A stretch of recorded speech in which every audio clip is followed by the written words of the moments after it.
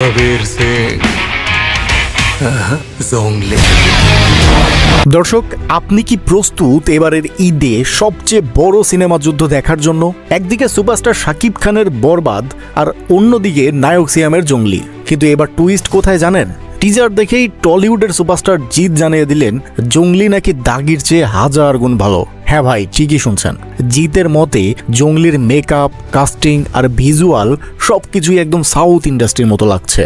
এমনকি অনেক দর্শকও বলছেন এই সিনেমার লুক একেবারে অন্য লেভেলের। কিন্তু এইখানেই আসল প্রশ্ন, ঈদে কি জংলি টিকতে পারবে? কারণ একদিকে শাকিব খানের বরবাদ জানিয়ে আগে থেকেই দারুণ হাইপ, আর অন্যদিকে জংলি কি সেই শক্ত প্রতিদ্বন্দ্বিতা দিতে পারবে?